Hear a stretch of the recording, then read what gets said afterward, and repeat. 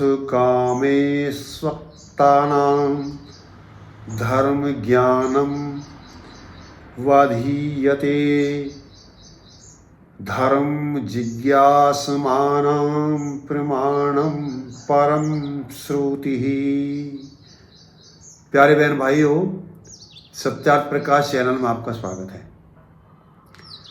जैसे कि आपको विदित है कि यदि आप संसार का सत्य समझना चाहते हो तो आप सही जगह आ गए हो, और ये सत्यार्थ प्रकाश चैनल सत्य के प्रकाश के लिए ही बनाया गया। तो जैसे हम सत्यार्थ प्रकाश की प्ले लिस्ट बना रहे हैं, आज हमारा तीसरा समोल्लास है और तीसरे समोल्लास में भी भाग नंबर 3 है। जितने ऋषि महर्षि जगत गुरु महर्षि ध्यान ने जितने विषय सत्यार्थ प्रकाश के तीसरे समोल्लास में उठाए हैं, उनमें से लगभग कुछ हम 2 में बता चुके हैं, और तीसरी वीडियो हमारी आज ये आ रही है, और इस तीसरी वीडियो पर हम पूरा सत्यार्थ प्रकाश का तीसरा समोल्लास पूरा कर देंगे। तो आपको लगता है कि ये वीडियो बहुत उपयोगी है, आपके लिए गुणकारी है, लाभकारी है, तो इसका दूसरे व्यक्तियों को शेयर कर दीजिए और उनको ये बता दीजिए कि वो भी दूसरे व्यक्तियों को शेयर कर दें, क्योंकि सत्यार्थ प्रकाश जैसी दूसरी पुस्तक कोई संसार में आज तक बनी नहीं है।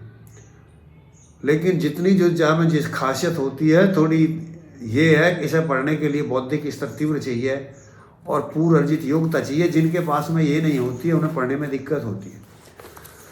तो बार बार आग्रह आया साथियों का कार्य जी, आप इस सत्यार्थ प्रकाश के ऊपर अपनी प्ले लिस्ट बनाइए, जिससे ये पता लग सके कि आखिर सत्यार्थ प्रकाश में कहा क्या गया। तो हम जो बोलते हैं फिर वो व्यक्ति सत्यार्थ प्रकाश में पढ़ लेते हैं, या पहले पढ़ लेते हैं फिर पीछे सुनते हैं, तो बात समझ में आ जाती है। और आप भी ऐसे ही उसमें टिक मार कर लीजिए जहाँ कहीं समझ में ना आए, या आपके पास सत्यार्थ प्रकाश नहीं है तो आप सत्यार्थ प्रकाश ले लीजिए। बहुत ही उपयोगी पुस्तक है, इतनी बढ़िया पुस्तक कोई आज तक बनी नहीं है। आपने भले ही MA किया आप तक, यदि सत्यार्थ प्रकाश नहीं पढ़ा है तो कुछ नहीं पढ़ा है, और नहीं तो आप परीक्षण करके देख लेना, एक बार पढ़ के देख लेना। तो अब हम आते हैं सत्यार्थ प्रकाश के तीसरे समोल्लास में। महर्षि जी क्या देना चाहते हैं संसार को। उन्होंने एक बात पर बल दिया है, शिक्षा प्रणाली पर बहुत विशेष बल दिया तीसरे समोल्लास में, और उन्होंने जितनी भी शिक्षा प्रणाली है टोटल व्यवहारिक करने की कोशिश की, बताई है, वेदगत कोशिश नहीं बताई है बिल्कुल। और जो हमारी शिक्षा प्रणाली है ये बिल्कुल दोषपूर्ण है। इसी की वजह से हम, ये तो हमारे लिए गुलामों की शिक्षा है, जो हम गुलाम थे उन्होंने हमें गुलाम रखने के लिए चलाई थी। अब सोच है कि आज हम स्वतंत्र तो हो गए हैं, लेकिन वो गुलामी की शिक्षा वैसे ही चल रही है। और महर्षि दयानंद ने इस शिक्षा का बहुत कड़ा विरोध किया है। अब वो क्या बताते हैं इस शिक्षा में क्या अंतर है। महर्षि एक तो सह शिक्षा का विरोध करते हैं, यानी लड़का और लड़की एक साथ नहीं पढ़नी चाहिए, ये बहुत पतन का कारण है। और एक वो ये कहते हैं कि आवाज से शिक्षा पर बल देते हैं, ये माता पिता का भार नहीं होना चाहिए। एक मंत्री का बच्चा तो वहाँ 1-1 करोड़ रुपए की फीस दे करके पढ़ता है, विदेशों में पढ़ता है, और एक जो संतरी है उसका जो चौकीदार है उसका बच्चा जो ऐसी जगह पढ़ता है, और जब कंपटीशन होता है जब बराबर में बैठा दिया जाता है, तो ये अन्यायपूर्ण व्यवस्था है।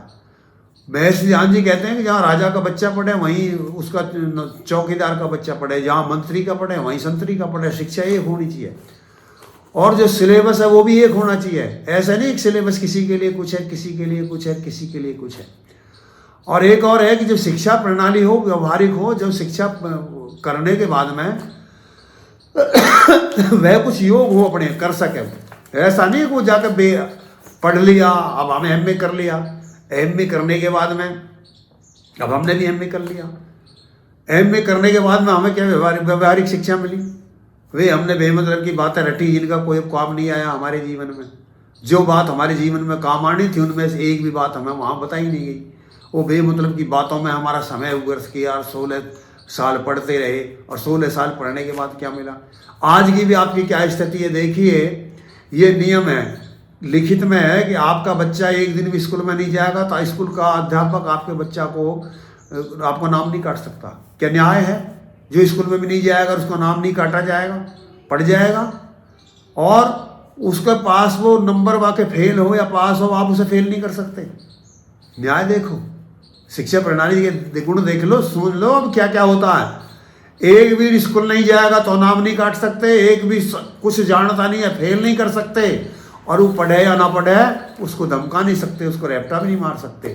ये पढ़ने का तरीका थोड़ी, ये तो देश को मूर्ख बनाने का तरीका है। इन मूर्ख व्यक्तियों के हाथ में सत्ता आ जाने से ऐसा हुआ। देखिए, साधारण चौकीदार के लिए योग्यता है कि सिपाही के लिए योग्यता है, को 10वीं पढ़ा हो 12वीं पढ़ा हो, लेकिन एक शिक्षा मंत्री के लिए कोई योग्यता नहीं है। वो कुछ भी हो, बस वो टिकट ले ले और वो जीत जावे, फिर वो मंत्री बन जाए, चाहे वह कुछ बना दो, जैसी पहले बन चुकी हैं, बताया जाता रहा बड़ी। और जिन्होंने 12वीं नहीं पढ़ी थी वो महिला शिक्षा मंत्री भारत में बनाई गई थी। तो ये स्थिति भारत की रही है, ऐसे व्यक्ति शिक्षा मंत्री बनाए जाएंगे। तो उन्होंने उसको कोई मतलब नहीं है प्रयोजन। तो यहाँ पर महर्षि ज्ञान जी ने बहुत बल दिया है। अब जो शिक्षा प्रणाली हो, ये नहीं मजहबी शिक्षा प्रणाली नहीं होनी चाहिए। कोई अपने न हिंदू बना रहा, कोई अपने न मुसलमान बना रहा, कोई सिख बना रहा, कोई जैन बना रहा, ये क्या तरीका। ये शिक्षा सबकी एक जैसी होनी चाहिए, मजहबी शिक्षा नहीं होनी चाहिए, केवल धर्म की शिक्षा होनी चाहिए। धर्म क्या है और अधर्म क्या ये बताना चाहिए, कर्तव्य क्या अकर्तव्य क्या ये बताना चाहिए। और लड़का लड़की अलगपन है, और ये सब अनिवार्य शिक्षा हो, और ये इसके लिए निःशुल्क हो, ये राजसी व्यवस्था हो। कोई भी अपने पुत्र पुत्री को घर में नहीं रख सकता जब वो पढ़ने योग्य हो जाओ, 6 वर्ष के हों, 5 वर्ष के हों या 8 वर्ष के हों, जब स्कूल में भेज देने चाहिए। और वहीं उनके सब खाने पीने रहने की समुचित व्यवस्था हो, कोई फीस ना दी जाए घर से, और ना ही माता पिता का संबंध बच्चे से हो। जब ऐसी अवस्था में, और वो बच्चे जो वहाँ जो अध्यापक पढ़ा रहे हों वो बहुत उच्च कोटि के हों, वो जितेंद्रिय हों, धर्मात्मा हो, वो अधर्मी ना हो। जो पुत्र और पुत्री होती है, जो शिष्य गुरु होते हैं, वो पुत्र और पुत्री का संबंध होता है उनका। जैसे आपने देखा होगा द्रोणाचार्य, उसके बारे में अर्जुन है, और अर्जुन उत्तरा को पढ़ाता है और डांस सिखाता है, नाचना सिखाता है। लेकिन जब वो नाच सिखा चुका होता है, जब पता लग जाता है वहाँ के राजा को आपको ये अर्जुन है, तो राजी होकर के कहता तू मेरी बेटी से शादी कर ले। वो कहते हैं कि मैं तेरी बेटी से शादी कैसे कर सकता हूँ, तो मेरी बेटी है जो मेरी शिष्या रही है। तो कितना ऊंचा आदर्श हमारा था। अब जिनको शिक्षा देते हैं उनसे शादी कर लेते हैं। तो इसके लिए महर्षि ज्ञान ने बहुत निषेध किया। जो योग धर्मात्मा व्यक्ति हो, तपस्वी हो, वैज्ञानिक हो, उस विषय के विशेषज्ञ हो, शिक्षा प्रणाली योग हो, एक जैसी हो, निःशुल्क हो, ऐसा नहीं हो। वो शिक्षा लागू महर्षि ज्ञान की आज इस देश के अंदर कर दीजिए, 20 साल के अंदर, 20 वर्ष के अंदर, मैं बता रहा हूँ, इस देश से सब समस्या समाप्त हो सकती हैं। ना हिंदू की लड़ाई रहेगी, ना मुसलमान की रहेगी, ना सिख की रहेगी, ना कोई जाट रहेगा। वहाँ भी एक बहुत सुंदर व्यवस्था वेद के माध्यम से महर्षि ज्ञान जी देते हैं कि आप वहाँ बच्चों को पढ़ाइए, और जैसी बच्चे की योग्यता है फिर उसी में उसको अध्यापक भेजें, उसकी मर्जी से नहीं, जिसमें उसमें योग्यता है। यदि उसमें योग्यता है, शारीरिक बल अधिक है, तो उसको क्षत्रिय शक्ति ट्रेनिंग दी जाए और वो युद्ध के मैदान में भेजा जाए। यदि उसके अंदर गुण ज़्यादा व्यावसायिक हैं तो उसे अर्थशास्त्र पढ़ाया जाए, और अर्थशास्त्र पढ़ा के एक अच्छा कुशल व्यवसायी बनाया जाए। और यदि वो एक अच्छा, बहुत अच्छा बुद्धिमान व्यक्ति है तो उसको वैज्ञानिक बनाया जाए, पंडित बनाया जाए, उस क्षेत्र में उसको भेजा जाए। और वो लग रहा है कि इन कामों में कुछ भी नहीं कर सकता है, बुद्धि की स्तर अच्छा नहीं है, शारीरिक स्तर अच्छा नहीं है, व्यावसायिक स्तर अच्छा नहीं है, तो फिर वो शूद्र है। उसको फिर ऐसी शिक्षा देनी चाहिए कुछ दो लोगों को सहयोग कैसे करें। और एक और बहुत खास बात महर्षि ज्ञान यहाँ कहते हैं कि जब एक पंडित का बच्चा भी गुरुकुल में यानी स्कूल में पढ़ने चला गया, और एक शूद्र का बच्चा भी पढ़ने चला गया, और यदि पढ़ते पढ़ते पंडित का बच्चा शूद्र हो जाता है, यानी उसके पास में विद्या नहीं आती है, तो वो शूद्र के घर भेजा जाना चाहिए।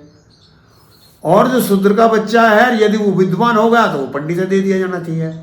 उनका ये सब, तो ये यदि व्यवस्था लागू हो जाए तो फिर जो व्यवस्था लागू, और जो शादी करें, जो शादी हो गुरुकुल में ही वो करें, आचार्य ही शादी कराएं, जैसे जिसके गुण सब वहाँ मिलते हों। जो व्यवसायी है, लड़की भी व्यवसायी हो, लड़का भी व्यवसायी हो, लड़की क्षत्रिय है तो लड़का भी क्षत्रिय हो, लड़की शूद्र है तो लड़का भी शूद्र हो, और यदि लड़की पंडित है तो लड़की भी पंडित हो। ये गुण के आधार पर हो, न कि पंडित के घर में जन्मे हो।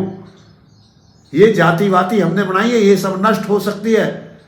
ऐसी महाविद्या महर्षि ज्ञान ने वेद के अंदर सत्यार्थ प्रकाश के अंदर दी है। यदि उस विद्या को इस दुनिया के अंदर लागू कर दिया जाए तो दुनिया के सब अशांति, सब झगड़े, सब संकट खत्म हो सकते हैं, और सब योग हो सकते हैं। दिन दूनी रात चौगुनी उन्नति करेगी। नए दुराचार, बलाचार, ये न मजहबी शिक्षा कुछ नहीं दी जा सकती। ये सब गलत चीज़ें हैं। सब शिक्षा प्रणाली, ये जो नई नई दुकानदारी व्यवसाय के शिक्षा के नाम पर खोले हुए बैठे हैं, ये सब नहीं चलनी चाहिए। महर्षि गांधी ने सबका विरोध किया। जब तो ये थे ही नहीं, तब बनाई गई हैं।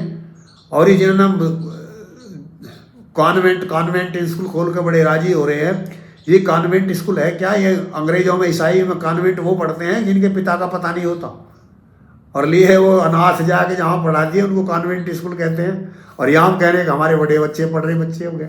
चलो, ये विषय जो महर्षि गांधी ने दिया कि शिक्षा प्रणाली कैसी होनी चाहिए, निःशुल्क होनी चाहिए, किसी को छूट नहीं होनी चाहिए, और व्यवहारिक होनी चाहिए, सह शिक्षा नहीं होनी चाहिए, अलग अलग लड़का लड़की रहने चाहिए, माता पिता तक जब तक शिक्षा पूरी ना हो जब तक वो मिल नहीं सकते, और वो 25 साल तक सब ब्रह्मचर्य रहें, ब्रह्मचर्य का पालन करें।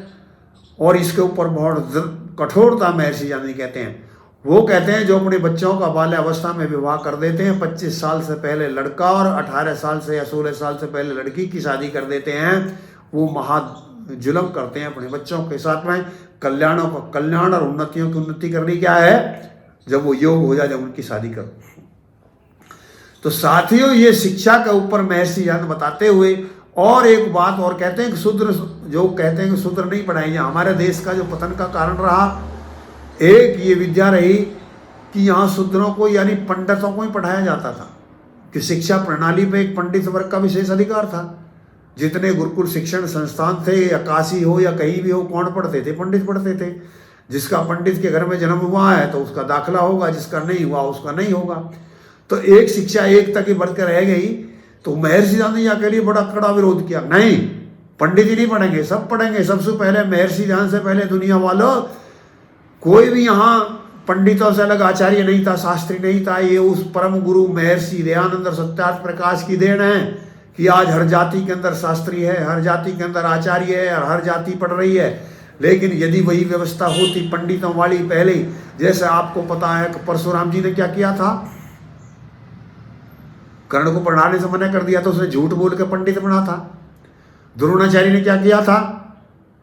द्रोणाचार्य के पास में जब एकलव्य पढ़ने के लिए गया था तो मना कर दिया था, तो शूद्र पुत्र है, सूत पुत्र, तुझे नहीं पढ़ा सकते।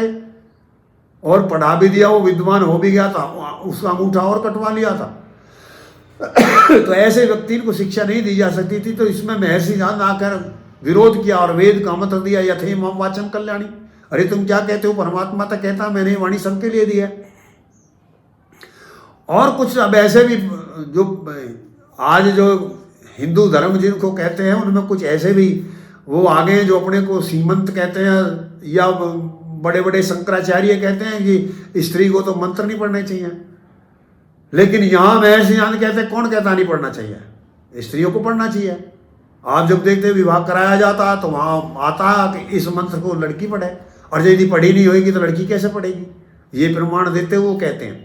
यानी महर्षि गांधी कहते हैं कि सबको पढ़ाया जाना चाहिए, किसी को भी अशिक्षित नहीं है, किसी को अधिकार नहीं हो अपने घर में कोई भी माँ बाप अपने पढ़ने योग्य बच्चों को ना रख सके, और उसकी कोई फीस का उसका कोई चिंता नहीं होनी चाहिए। सब व्यवस्था राजकीय हो, एक जैसी फीस हो।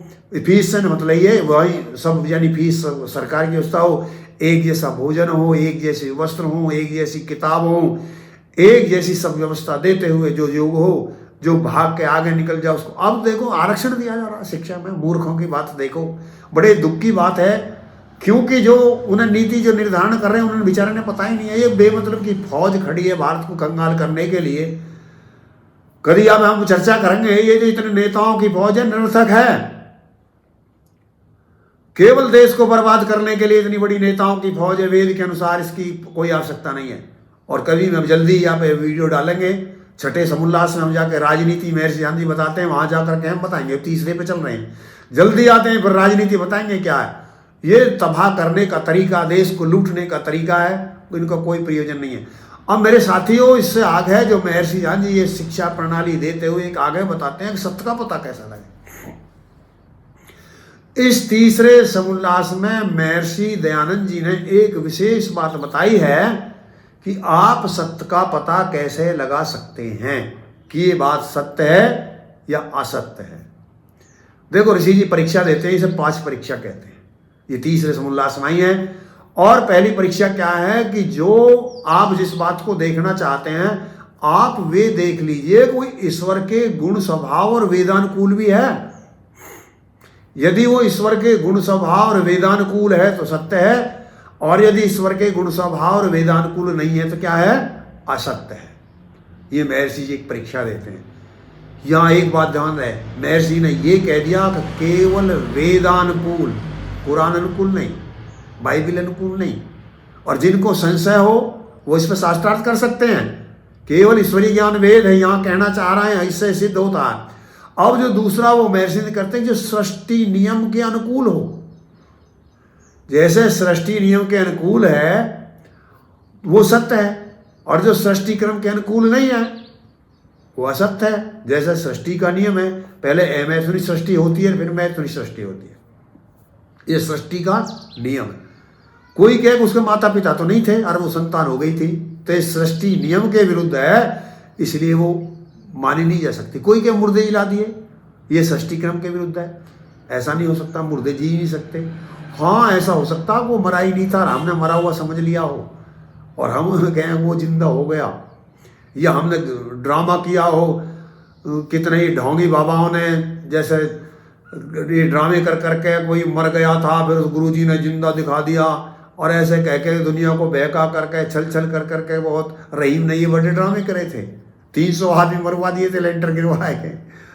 तो ऐसी जो स्थिति है यहाँ महर्षि ध्यान जी कहते हैं जो सृष्टि नियम के अनुकूल है तो ठीक है, नहीं तो असत्य है।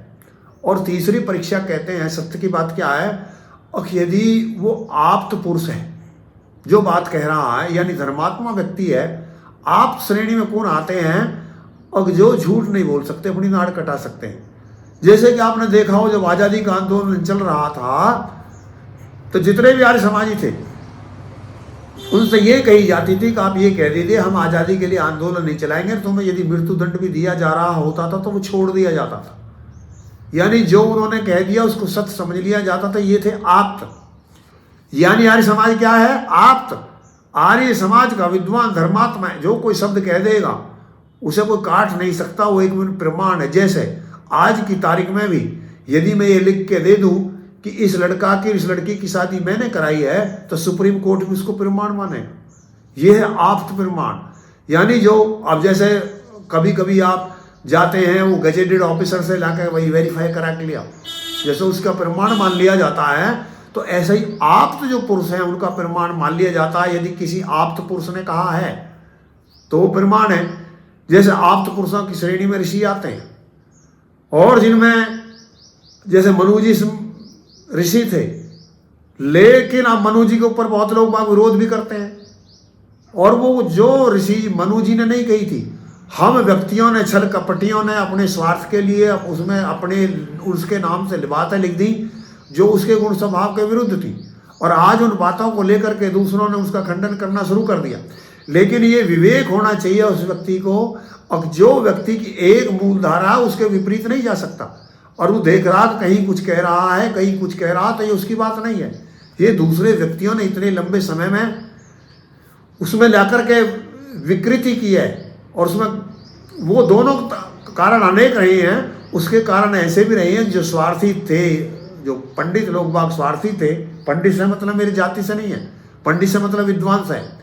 जो ऐसे थे देखिए स्वार्थी थे, धर्मात्मा नहीं थे, या तो उन्होंने वो ग्रंथ बिगाड़ दी, या फिर ऐसे व्यक्ति थे जो कन्वर्ट हो गए थे। जैसे पंडित थे वो कन्वर्ट हो गए, जबरदस्ती बलात्कार कर लिए गए, लेकिन वो दोबारा वापस आना चाहते थे। फिर पंडितन ने की ऐसी हुई, उन्होंने वापस नहीं आने दिए। जब वो दोबारा वापस नहीं आने दिए तो उन्होंने धर्म ग्रंथों को बिगाड़ना शुरू कर दिया। और ये जितने भी पुराण हैं जब उन्होंने पढ़ के देखोगे जिनके ऊपर आज दोष लग रहे हैं कि उसके अंदर ऐसी ऐसी बात लिख रही है, ऐसी अश्लील बात लिख रही है, ऐसी बेतुकी बात लिख रही है, वो बात सही है। अरे उनका विरोध तो करते हो, कैसे मत कहो, लेकिन उन्हें सुधार क्यों नहीं करते? वो उन्हीं व्यक्तियों ने किए जो कन्वर्ट हो गए थे, और हमारे देवी देवताओं को बदनाम करने के लिए ऐसे ग्रंथों की रचना कर ली। लेकिन हमने बिना पढ़े बिना समझे उनको जो अपना लिया और उन्हें अपने नियम बना लिए। तो ये जो प्रणाली है यहाँ पर महर्षि आप्त पुरुषों के बारे में बताते हैं। एक और चौथी परीक्षा ऋषि जी क्या बताते हैं कि जो आपकी आत्मा के अनुकूल हो तो समझ लेना सत्य है, और यदि आत्मा के अनुकूल नहीं है तो समझ लेना असत्य है। आप कहोगे कैसे?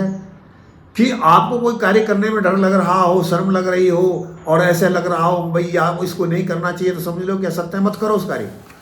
ये एक परीक्षा हो गई। और एक दूसरा, जो आपको अपने लिए अच्छा नहीं लगता, मान लिया आपको कोई गाली दे तो आपको को अच्छा थोड़ी लगेगा, आप अच्छा नहीं लगेगा। आप किसी के लेके पैसा नहीं दे तो आपको अच्छा थोड़ी लगेगा, नहीं लगेगा। आप किसी की बहन बेटी को गलत दृष्टि से देखें, आपकी बहन बेटी को कोई गलत दृष्टि से देखे तो आपको अच्छा लगेगा, नहीं लगेगा। जब आपको अच्छा नहीं लगेगा दूसरे को, तो यही हुई चौथी परीक्षा। अब जो पांचवी परीक्षा में ऐसी बना दे, पांचवी परीक्षा वो विशेष है और वो है प्रमाण। अब गौर देख के सुनिए, हर चीज सत्य का पता लगाने के लिए न्याय दर्शन क्या कहता है? जो प्रमाणों से परीक्षित हो वह सत्य है, और जो प्रमाणों से परीक्षित नहीं होती वो असत्य है। इसकी बात आप वहां जाकर के प्रमाणों में आप देख सकते हैं। कुछ आंशिक प्रमाणों की बात हमने जगह जगह कहते रहे हैं। ईश्वर की सिद्धि में भी प्रमाणों का अवसर आया है, और जो हमने काल मृत्यु पर शास्त्रार्थ किया है उसमें भी प्रमाणों का जिक्र आया है। और हमने 101 प्रमाण दिए हैं वेद के, जिनसे सिद्ध किया कि अकाल मृत्यु नहीं होती है। यानी उम्र का घटना बढ़ना परमात्मा के द्वारा नहीं, जीव के द्वारा होता है। उसके 3 कारण होते हैं, वो पूरी विस्तृत चर्चा उसके अंतर्गत है, आप वहां जाकर के देख लीजिए। अब जो हम यहाँ बता रहे हैं, सबसे पहला प्रमाण क्या है? प्रत्यक्ष। अब ये कहेंगे प्रमाण क्या है? प्रत्यक्ष। अरे मेरे भाइयों, दुनिया के लोगों, जिससे हम चीज को जानते हैं, जिस चीज से वो चीज समझी जाती है, जानी जाती है, जो माध्यम होता है, जो स्रोत होता है, उसको प्रमाण कहते हैं। फिर बात है इसमें, यानी आप किसी चीज को भी, अब मान लिया मैं ये बात कह रहा हूं, आप कह लेंगे कि आपने ये कहां से कह दी? मैं कहूंगा मैं सत्यार्थ प्रकाश से कह दी। सत्यार्थ प्रकाश में प्रमाण है, तो मेरे लिए प्रमाण क्या है? सत्यार्थ प्रकाश है। मैं सत्यार्थ प्रकाश से ये बात कह रहा हूं। अब ऐसे ही जहां से जो चीज ली जाती है, जिसका जो आधार होता है, वो उसको प्रमाण कहते हैं। और एक और बात है, ये न्याय दर्शन का विषय है कि हर प्रमाण सदा प्रमाण नहीं रहता, वो प्रमेय भी हो जाता है। अब एक नई बात आ गई कि ये प्रमेय क्या चीज होती है। देखो बात में से बात निकलनी शुरू हो जाती है। 4 प्रकार की चीज होती है किसी सत्य जानने के लिए। एक होता प्रमाता, जो जानना चाहता है, जो सत्य को जानना चाहता है, उसे प्रमाता कहते हैं। एक उन जिन चीजों से जानना चाहता है उसको प्रमाण कहते हैं, बिना उनके किसी चीज को जान नहीं सकता।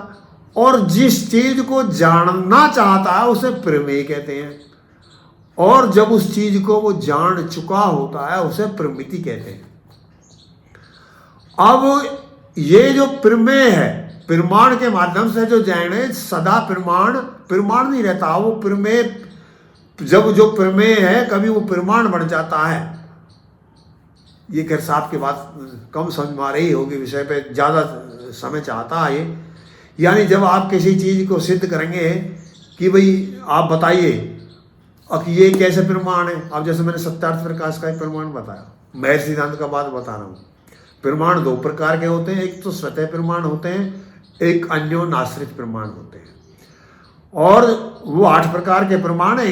इन प्रमाणों में भी 2 प्रकार के प्रमाण होते हैं, जिनको 2 श्रेणी में बांटा जा सकता है, एक अन्योन्याश्रित प्रमाण और एक स्वतः प्रमाण। अब जो जैसे मैंने कहा सत्यार्थ प्रकाश की मैं बात कह रहा हूं, प्रमाण क्या है? सत्यार्थ प्रकाश है प्रमाण। अब मुझसे कोई पूछेगा कि आपने कहां से लिया? सत्यार्थ प्रकाश से लिया। अच्छा जी, आप सत्यार्थ प्रकाश को क्यों प्रमाण मानते हो? सत्यार्थ प्रकाश स्वतः प्रमाण नहीं है, अन्योन्याश्रित प्रमाण है। इसमें दूसरे के ऊपर कही गई है। ये ऐसे भी कह सकते हैं, जब साहित्यिक भाषा में जाएंगे, आप इस बात को क्यों सही मानते हो? क्योंकि सत्यार्थ प्रकाश में कही है। और सत्यार्थ प्रकाश को क्यों सही मानते हो? सत्यार्थ प्रकाश में कही है। तो या का मतलब, लेकिन सत्यार्थ प्रकाश वेद आधारित है। सत्यार्थ प्रकाश वेद आधारित है, इसलिए सत्यार्थ प्रकाश प्रमाण है। क्योंकि सत्यार्थ प्रकाश वेद की बात को समझा रहा है, कहीं भी वेद के प्रतिकूल नहीं गया है। तो ये जो प्रमाण है, अब हम सबसे पहला यहां आप समझ में आ गया हो प्रमाण क्या है? जिससे हम जो चीज जानते हैं उसको प्रमाण कहते हैं। और दूसरा एक मैं दृष्टांत देना चाहूंगा। यदि मान लिया आप किसी को बीमारी हो जाती है और आप घर में आए और उसने किसी ने बता दिया कोई इसका तो कैंसर होगा, और वो तो घर में भी था। अब पूछेंगे भाई कैसे पता लगा कैंसर है, क्योंकि अस्पताल में गए थे और वहाँ जांच हुई थी, उन्होंने बता दिया। तो यानी क्या प्रमाण हुआ? प्रमाण क्या हुआ कि जांच हुई और वो कैंसर है। अब एक और यहाँ पे बात, अन्योन आश्रित क्या हुआ? ये भी दूसरे आश्रित, मान लिया आपको यहाँ पे आपत्ति हो जाए, अरे जो जांच करवाई थी कहीं ऐसा तो नहीं है किसी दूसरे की जांच दे दी हो? कभी है, बहुत होती है जांच, वो गलत रिपोर्ट दे देते हैं। हमारे सामने एक ऐसा मैटर हुआ था, मैं किसी लड़की की जांच कराने के लिए गया था वहाँ गाजियाबाद में, और उन्होंने वो रिपोर्ट दे दी जो लड़की की होती नहीं है पेट में, जो डॉक्टर के पास लेने गई, ये तो लड़की की रिपोर्ट ही नहीं, तो लड़का की रिपोर्ट है। और जब उसको डॉक्टर के जाकर के आया तो उसने खैर पैसे दे दिए, केस वेस तो उसके खिलाफ नहीं है, तो ये अवस्था भी आ जाती है।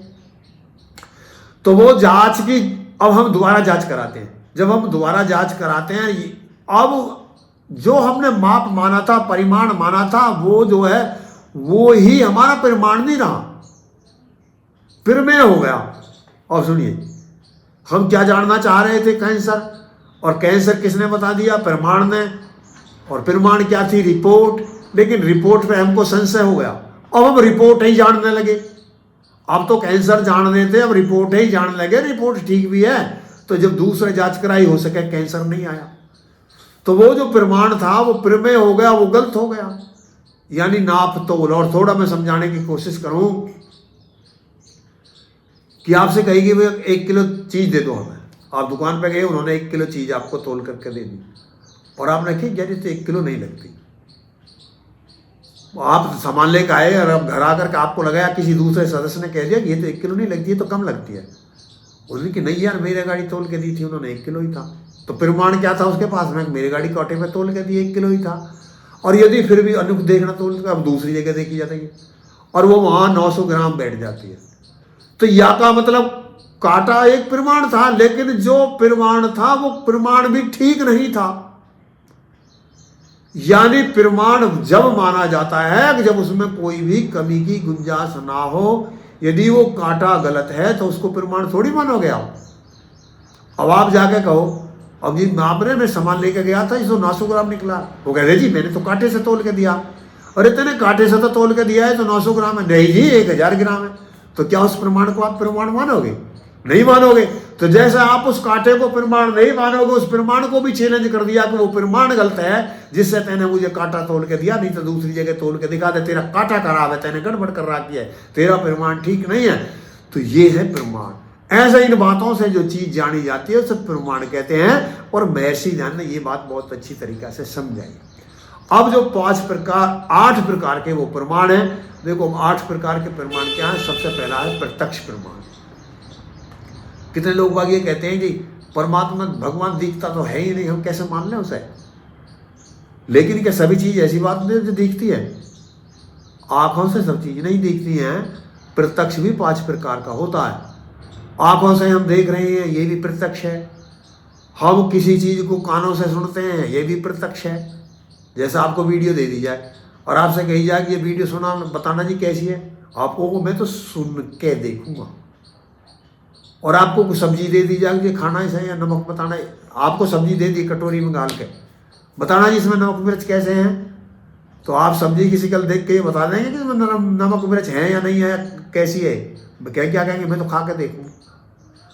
अब आप मान लीजिए स्नान करने जाना चाहते हैं और या कोई जाना चाहता नहीं, देखिए जो मुझे गर्म पानी में नहाना है, इतना गर्म पानी तो नहीं है, इसे देख के बता दीजिए मैं कैसे नहा सकता हूँ।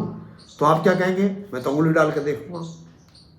तो कितनी तरह से देख रहे हो आप? आपने आंखों के माध्यम से देखा, कान के माध्यम से देखा सुन करके, आपने जीभ के माध्यम से देखा, नाक के माध्यम से सूंघ करके देखा। जैसे सूंघ करके मतलब आपको कोई भोजन दे दिया जाए, अरे देखना दूर से यदि भोजन है, अगर में सुगंध आ रही है दुर्गंध आ रही है, तो क्या कहेंगे? सूंघ के देखूंगा। और जब आप सूंघे ये तो बेकार है, या ये बहुत अच्छा, बहुत अच्छी खुशबू आ रही है, या आप रोड पे जा रहे हैं हवन हो रहा है, जैसे हमारे यहाँ नित्य हवन होता है, जब हम हवन करते हैं तो जितने लोग हमने सामने कर निकलते हैं, जब उन्हें सुगंध आती है तो बड़े होकर हवन कहीं हवन हो रहा है, कहीं कितनी अच्छी सुगंध आ रही है। तो ये क्या दर्शन हो रहा, उनको प्रत्यक्ष हो रहा। उन्होंने दिख नहीं रहा कहाँ से है, लेकिन जैसे ही गंध उनकी नाक के पास पहुंची, उन्हें बोध हो गया कहीं पर हवन हो रहा है, कितनी अच्छी खुशबू आ रही है। तो ये दर्शन हुआ, ये हुआ प्रमाण। ये 5 प्रकार का, लेकिन इसमें भी दोष होता है। एक होता है व्यभिचारी दोष और एक होता है संसात्मक दोष।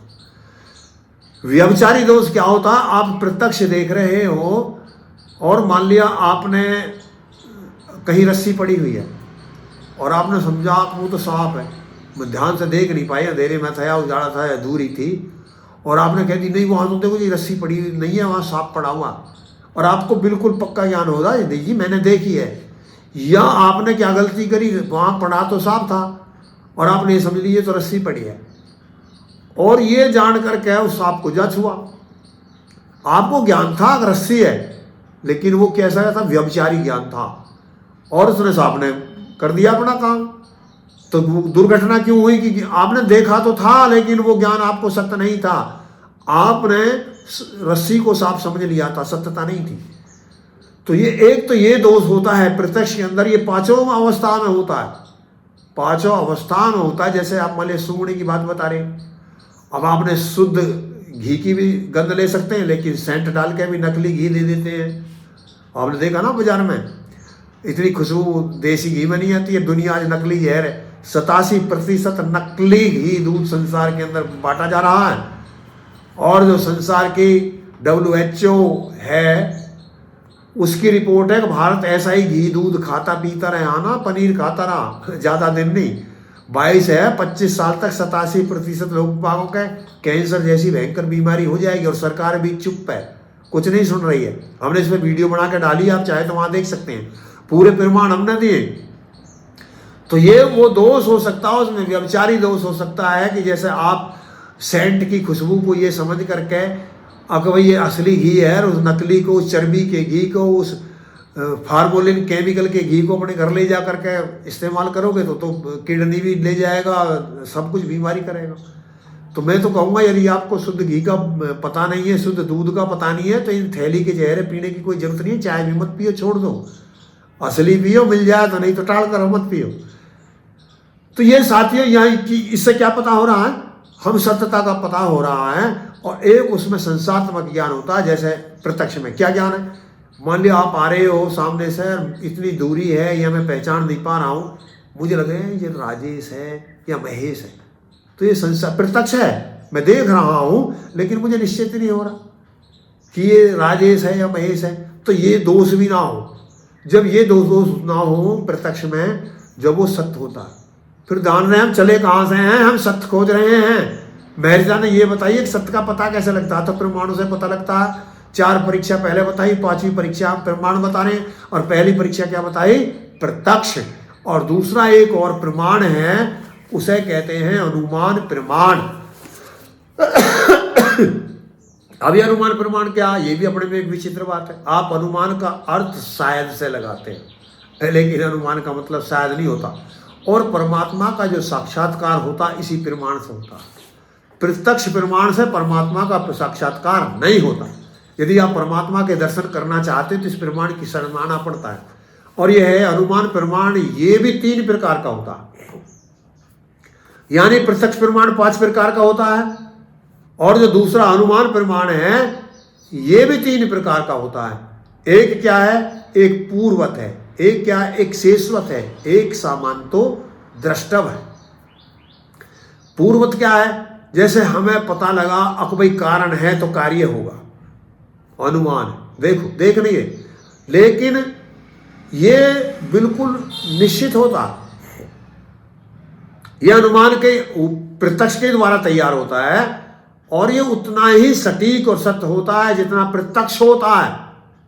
कोई सत्य बिल्कुल सत्य पता लगेगा। देखो परमात्मा के दर्शन इसी से होते हैं। आप जब वहां देखेंगे ईश्वर की सर्वोत्तम विधि, तो मैंने इस विषय को बहुत अच्छी तरह समझाया, बहुत विस्तृत चर्चा है इसी प्रमाण की, कि आप ज्यादा इस विषय में जानना चाहते हैं तो वहां वो प्रमाण देख सकते हैं। जिस वीडियो के अंतर्गत हमने ये बताया परमात्मा की सर्वोत्तम विधि क्या है दर्शन की, तो यही प्रमाण से सिद्ध किया, तो वह यही प्रमाण है जो अनुमान प्रमाण है। 3 प्रकार का होता है। पहला क्या? कारण से कार्य का अनुमान होता है। अब कहेंगे ये कारण से कार्य का अनुमान क्यों? नियम है कि बिना कारण के कार्य नहीं होता। लेकिन ये निश्चित नहीं होता। ऐसा हो सकता है कि कारण हो और कार्य ना हो। जैसे हमने पहले भी एक दिन उदाहरण दिया था और आज फिर दे रहे हैं। मान लिया कोई मकान बनाना चाहता है और वहाँ ईंट पड़ी हुई है, सब सामान आ गया है और वहाँ मिस्त्री भी खड़ा हुआ है, तो कारण है क्या? कार्य होगा, मकान बन जाएगा। लेकिन ऐसा हो सकता है कि वहाँ कोई गति अवरोध पैदा हो जाए और वो आया हुआ मिस्त्री राज वापिस चला जाए और वो जो ईंट रोड़ा सब पड़े हुए थे वो होते हुए भी मकान का भवन का निर्माण ना हो। या बच्चा पढ़ता देख रहे हो, कहोगे विद्वान होगा, हो सकता है पढ़ तो रहा लेकिन विद्वान ना हो। आप शादी होते देख रहे हैं, आप देखेंगे हो सकता है कि अब संतान होगी, लेकिन ऐसा हो सकता है कि शादी तो संतान ना हो। शादी से मतलब मिलन से मतलब है मेरा, समझ लें, उसका आशय समझें। अब ऐसे ही कारण है तो कार्य जरूर होगा, कारण है तो कार्य नहीं जरूर नहीं होगा। अनिश्चितता है लेकिन बिगर कारण के नहीं होगा। पहले अब जो ये क्या है, ये पूर्वत है, अब एक शेषवत है। शेषवत क्या? यदि कार्य है तो कारण जरूर है, अनुमान प्रमाण है। जैसे हमने पहले बताया कि मकान की समान को पड़े देख करके, राज को देख करके हम अनुमान लगा रहे थे भवन का निर्माण होगा, लेकिन कोई गारंटी नहीं थी भवन का निर्माण होगा, टाल हो सकती है। या जैसे हम और कितने अनेकों कारण हैं, वीडियो बड़ी हो जाती है, व्यवस्था होती है। और यदि आपने भवन को तैयार देख लिया तो फिर निश्चितता यहाँ ईंट भी आई थी, मिस्त्री भी आया था, सीमेंट भी आया था, पानी भी आया था, लोहा भी आया था जब ये भवन तैयार हुआ। तो क्या कार्य देखा और निश्चितता किस चीज की होगी? कारण की। अब ये मिस्त्री ने बनाया था। तो ऐसे ही रचना को देख करके, परमात्मा की रचना को देख करके, पृथ्वी की रचना, सूर्य की रचना, चंद्रमा की रचना, आदि जितनी नवग्रह हैं सबकी रचना, मनुष्यों के शरीरों की रचना और जीवों के शरीरों की रचना को देख करके रचयिता का बोध हो जाता है। जैसे बिना रचयिता की रचना नहीं हो सकती, बिना कारण के कार्य नहीं हो सकता और बिना फिटर के फिट नहीं हो सकता। ये विद्या यहाँ पर महर्षि दान जी समझाते हैं और वो साफ कर देते हैं कि ईश्वर का प्रत्यक्ष कैसे होता है। प्रत्यक्ष आदि प्रमाणों से वो ईश्वर की सिद्धि करते हुए बताते हैं कि जो ईश्वर की सिद्धि होती है इसी प्रमाण से, अनुमान प्रमाण से होती है। इन सब बातों का आप एक है और सामान तो दृष्टव। एक यानी साधारण में भाषा में क्या हो रहा है, एक कारण था कार्य होगा लेकिन संसात्मक था।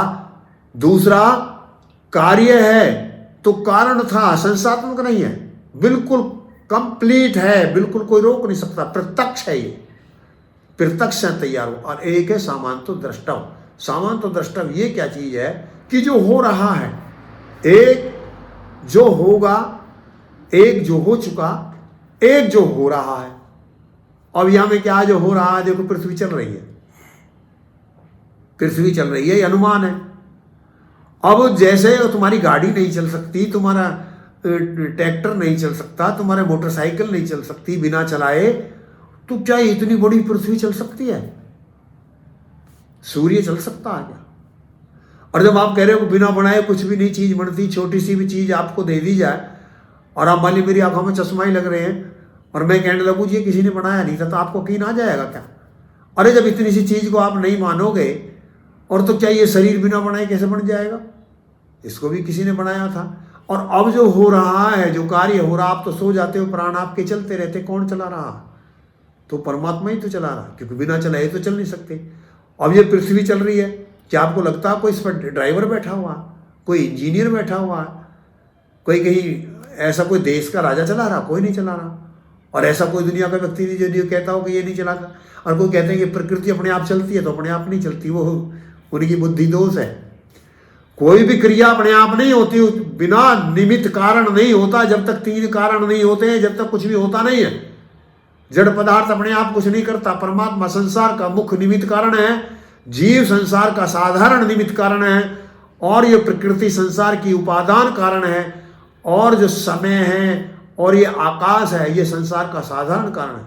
बिना कारण के कार्य नहीं होता। परमात्मा भी बिना कारण के कार्य नहीं कर सकता। तो यहां पर जो हम सिद्धि कर रहे हैं, गति हो रही है, पृथ्वी चल रही है, सूर्य चल रहा है।